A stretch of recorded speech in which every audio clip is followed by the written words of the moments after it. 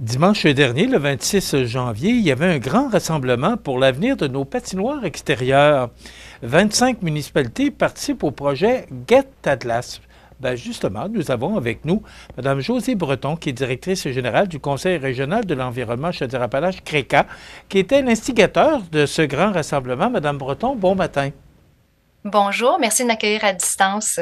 Ben, heureux de vous avoir avec nous aujourd'hui. On aurait aimé ça vous avoir en personne, mais la température était peut-être un peu difficile là, pour vous rendre à nos studios. Madame Breton, c'est quoi l'idée d'organiser cette promotion-là, Get Ta Glace? En fait, Get Ta Glace, c'est un projet d'accompagnement des municipalités en adaptation au changement climatique.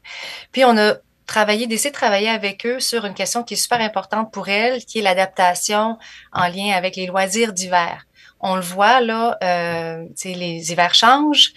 Si on parle des patinoires extérieures, par exemple, le nombre de journées d'ouverture des patinoires extérieures partout dans le sud du Québec est en diminution constante. Donc, on s'est posé la question, mais c'est quoi pour eux la priorité présentement pour ce qui est des loisirs d'hiver? Puis c'est sûr que les patinoires extérieures sont ressortis comme étant un élément important.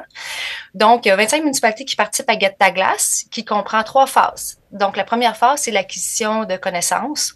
On a développé une application qui s'appelle Get Ta Glace et qui va leur permettre, en fait, qui leur permet d'intégrer en temps réel les données sur l'ouverture de la patinoire. Est-ce qu'elle est ouverte? Est-ce qu'elle est fermée? Et si elle est fermée, pourquoi? Et ces informations-là vont servir à générer un rapport annuel pour l'ensemble de ces municipalités-là, qui vont se servir par la suite pour être capables de prendre des décisions et d'informer leurs choix pour leurs loisirs d'hiver. La deuxième phase, c'est des formations sur l'entretien des patinoires parce que on le sait, là, ceux qui ont déjà fait des patinoires extérieures, là, c'est assez complexe à créer et à avoir une bonne qualité de la glace. Donc, il y a des experts qui sont venus aider les responsables de patinoires pour leur donner des trucs pour améliorer leur pratique d'entretien, pour qu'elles durent plus longtemps et qu'elles soient plus belles. Et finalement, la troisième partie, c'est de créer un mouvement, des comités de réflexion avec l'ensemble des municipalités pour réfléchir à comment les loisirs d'hiver peuvent être adaptés dans les prochaines années.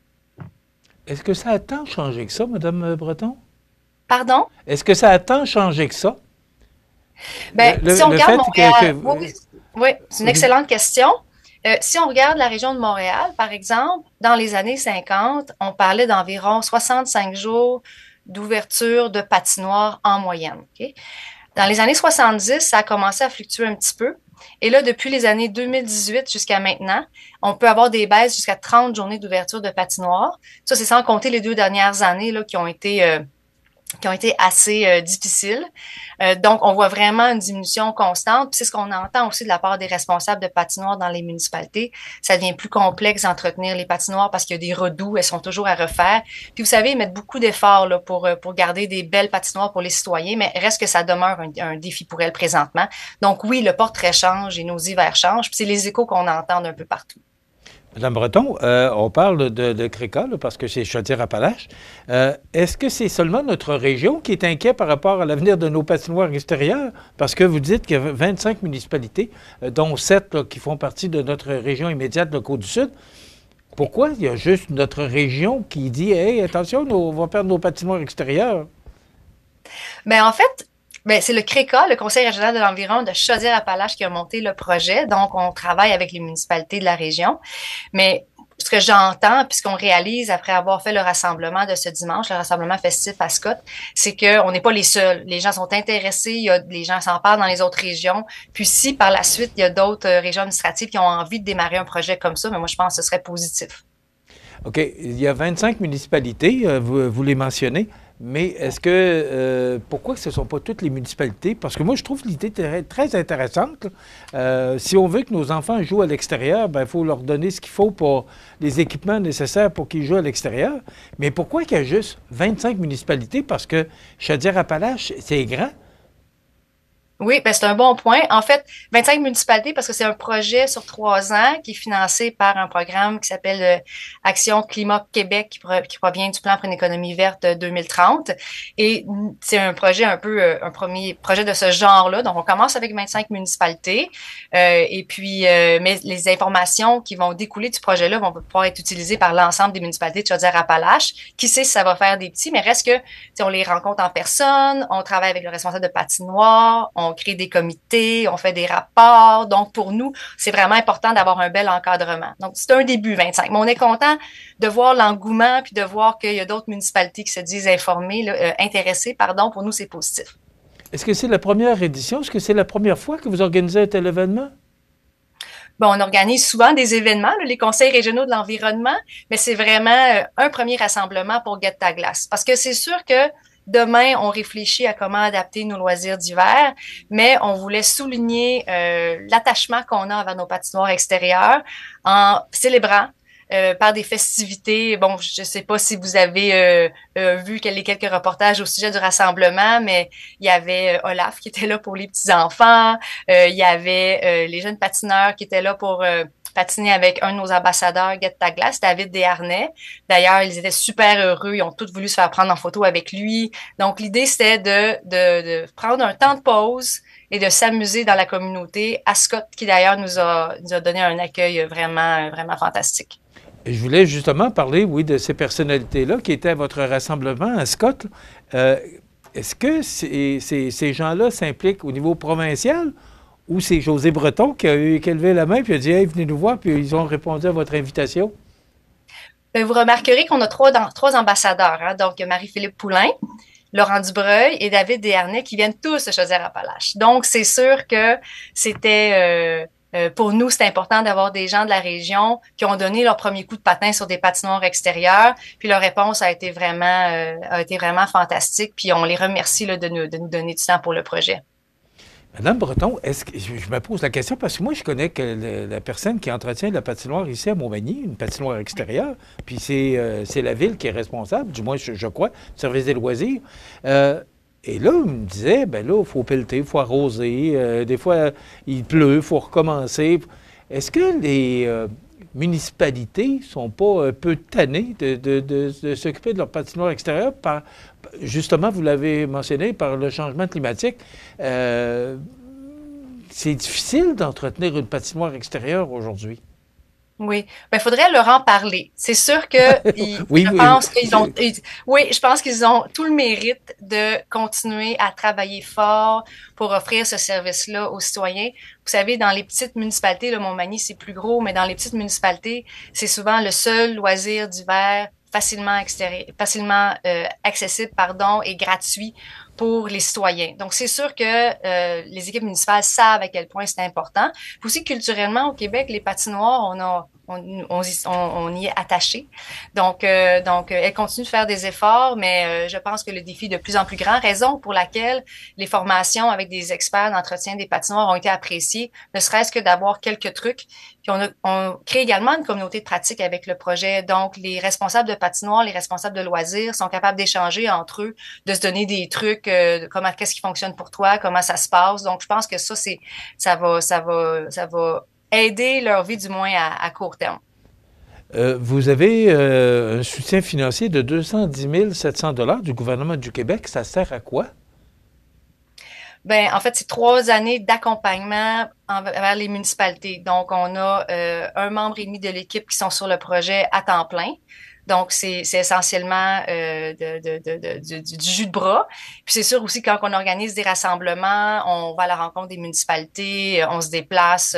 Donc, c'est entièrement de l'accompagnement municipalité, l'ensemble de la chambre du budget du projet. Bon, bien, il y avait beaucoup de monde à votre rassemblement le 26 janvier dernier. Chocolat chaud, puis moi, je trouve ça le fun, ce que vous avez fait comme événement. Mais là, c'est quoi la suite des choses? Parce que là, vous avez fait un grand boom le 26 janvier. Mais après ça, parce qu'il faut, je pense, répéter le message, comment vous allez vous y prendre? En fait, les prochaines étapes, d'abord, c'est sûr que les municipalités vont continuer d'entrer les données dans l'application Get ta glace. Ces données-là, on va faire des rapports personnalisés pour chacune des municipalités, comme je disais tout à l'heure. Donc là, il va y avoir un travail d'analyse. Par la suite, on va s'asseoir ensemble et là, elles vont réfléchir et on va travailler avec elles pour penser comment est-ce qu'on adapte les loisirs d'hiver à partir de maintenant. Est-ce qu'on peut repenser le site au cœur des villages, souvent, on se trouve les patinoires en décembre, quand les patinoires sont rarement prêtes présentement. Est-ce qu'on veut repenser ces lieux-là? Fait qu'il y a plein, en fait, ça va venir d'elles, ça va venir des municipalités, les réponses. Puis on va vraiment se pencher là-dessus, là, au courant de l'été. Puis l'année prochaine, mais ça recommence, hein. Les responsables de patinoires vont être occupés à s'en occuper des patinoires. Puis on va refaire la même chose l'année prochaine pour arriver à la fin du processus avec des pistes de solutions de la part des municipalités. OK, ce que je comprends, c'est pas que c'est pas un événement isolé. Vous allez reprendre à chaque année cette promotion-là, Garde ta glace, pour sensibiliser la population? Ben, en fait, le rassemblement, c'est le lancement. Le 26 janvier, c'est une fois pour partir le projet dans la joie. Mais pendant les 2 prochaines années, le cycle va recommencer d'accompagnement auprès des municipalités, à la suite desquelles on va avoir des données intéressantes aussi à participer, mais qui vont être adaptées localement. Vous parliez tantôt que cette municipalité, là, si vous me permettez, je vais les nommer, là, je vais pas en oublier. Donc, Cap-Saint-Ignace, Berthier-sur-Mer, Saint-François-de-la-Rivière-du-Sud, Saint-Pierre-de-la-Rivière-du-Sud, Lillet, Saint-Aubert et Saint-Marcel qui participent. Donc, il va y avoir des données aussi qui vont être de la côte du Sud qu'on va être capable de regarder et qui vont être, ben, en fait, un coup de pouce pour tout le monde. Est-ce que vous sollicitez les autres municipalités qui n'ont pas embarqué? Est-ce que c'est votre objectif? Mais en fait, il y a des municipalités déjà qui ont dit l'année prochaine, si jamais quelqu'un se désiste ou si le projet s'élargit, bon, on aimerait ça participer. Donc, on va voir, mais c'est sûr qu'on est très content de l'engouement qui est suscité par le projet Get ta glace. Puis, on est surtout heureux de constater que ça semble répondre aux besoins des municipalités parce que c'est vraiment ça qu'on voulait. On voulait travailler ensemble sur des pistes de solutions concrètes qui étaient pour les aider dans le quotidien et aider les citoyens également. Mais est-ce que votre objectif serait d'aller chercher toutes les municipalités? Ben, il y en a 136 en Chaudière-Appalaches, de grandeurs diverses. Et là, vous Hein? donnez Faut avoir des idées de grandeur dans la vie. Hein? ben, on jase. Plus qu'il y a de personnes qui se parlent, puis qui échangent, puis qui trouvent des moyens de s'adapter à ce nouveau contexte-là, ben, mieux c'est. Mais là, je ne m'avancerai pas sur les 136 aujourd'hui. Madame Breton, François Lapointe est venu nous jaser ça un petit peu avant les fêtes, parce qu'on connaît bien notre ami François. Oui. Mais parlez-moi la mission de la CRECA, parce qu'on vous connaît peu, mais c'est favoriser la concertation, la collaboration, le partage d'expertise entre les acteurs de la société civile en environnement et en développement durable. Qu'est-ce que ça veut dire en 3 minutes? Bon, d'abord, il y a 17 conseils régionaux d'environnement au Québec. Il y en a un par région. Donc, nous, on est votre CRE, on est le CRE de Chaudière-Appalaches. Et quand on dit favoriser la concertation, ben, j'en parlais un peu tantôt avec Get ta glace comme exemple, c'est qu'on regroupe des gens qui sont intéressés par des sujets liés à l'environnement et on favorise les échanges en vue de mettre en place des projets, de créer des solutions, mais aussi de faire avancer les enjeux environnementaux afin que les différents éléments s'améliorent. Bon, je sais que François Lapointe, dont vous avez parlé, c'est lui qui coordonne l'initiative Réduire l'enfouissement, c'est maintenant. Donc, dans le but d'informer les citoyens et les petites entreprises sur l'amélioration de la gestion des matières résiduelles et la réduction de l'enfouissement. Ça, c'est un des exemples de projets qu'on pourrait mettre en place. Mais il a été mis en place parce qu'on en a parlé aux responsables de gestion des matières résiduelles dans les MRC. Et ensemble, on s'est dit, ben, en fait, c'est là où on devrait et on pourrait travailler. Donc, on a mis de l'avant le projet pour répondre à ce besoin-là qui a été identifié. Donc, c'est vraiment notre façon de travailler en collaboration avec le milieu pour faire avancer les enjeux qui sont prioritaires et qui sont propres à chacune des régions. Donc, nous, par exemple, on travaille sur l'adaptation au changement climatique en lien avec les loisirs d'hiver, mais en lien avec les autres enjeux aussi liés au changement climatique. On travaille aussi sur la gestion des matières résiduelles, la conservation des milieux naturels. Donc, c'est des éléments qui ressortent des besoins qui ont été exprimés par la région. La gestion de matières résiduelles, on termine avec ça. Est-ce que les gens sont plus sensibles, Mme Breton? Est-ce que les gens ont compris l'importance de la gestion, d'une bonne gestion des matières résiduelles? Je pense que les gens veulent bien faire. Je pense qu'il y a Est-ce qu'ils font bien? Ils veulent bien faire, mais est-ce qu'ils font bien? Ils veulent bien faire. Ben, est-ce qu'ils font bien? Ben, je trouve que, en fait, si vous voulez voir le portrait de Chaudière-Appalaches, si j'ai bien compris, François va être là parmi vous dans un mois. Est-ce que c'est possible pour vous parler? Non? Excusez-moi? Est-ce que François Lapointe, vous allez l'inviter prochainement pour vous jaser ça? Oui, bien, il est venu nous en parler un petit peu avant les fêtes, mais on veut le réinviter parce que c'est intéressant Puis moi, je trouve ça important qu'on passe le message parce qu'on parle d'environnement, puis on parle de changement climatique. Bien, ça passe par la gestion des matières résiduelles. Je pense qu'un ne va pas sans l'autre. Alors, si on veut retrouver peut-être un jour notre climat, bien, il faut gérer nos matières résiduelles. Puis peut-être qu'on reviendra avec du temps plus froid pour avoir des belles patinoires. Ouais. En fait, tout est interrelié en environnement, tout est dans tout, comme on dit. La raison pour laquelle je vous posais la question, c'est si vous voulez le portrait de la gestion des matières résiduelles en Chaudière-Appalaches. François va être capable de vous faire un bon topo sur la question. Mais c'est sûr qu'en Chaudière-Appalaches, on fait quand même, sur certains éléments, bien les choses. Il y a des choses sur lesquelles on performe bien, puis il va pouvoir vous faire le portrait. Madame Breton, merci d'avoir été avec nous, puis je vous félicite parce que Get Atlas, quand j'ai vu ça, ça m'a allumé. J'ai trouvé que le titre était bien approprié. Alors, félicitations pour cette belle initiative. Puis là, vous m'avez dit qu'il y aurait des rapports pour voir comment les municipalités répondent. J'aimerais ça que vous puissiez nous faire un suivi là-dessus, à savoir si ça a répondu comme vous le désiriez. Mais c'est parfait. C'est noté, puis je vous remercie beaucoup pour l'invitation. Merci, madame. Madame Josée Breton, qui est directrice générale du Conseil régional de l'environnement Chaudière-Appalaches, CRECA. Voilà, ben, guette ta glace, là, parce qu'il y en a plusieurs là, qui vont guetter leur glace dans les régions. Il y a 7 municipalités qui sont impliquées dans notre région, là, entre autres Cap-Saint-Ignace. Merci, Mme Breton les a nommés tantôt, puis on les a nommés dans le bulletin de nouvelles. Donc, bravo à ces gens qui initient le travail là, pour garder nos belles patinoires extérieures, pour amener nos jeunes dehors. Voilà, on s'arrête.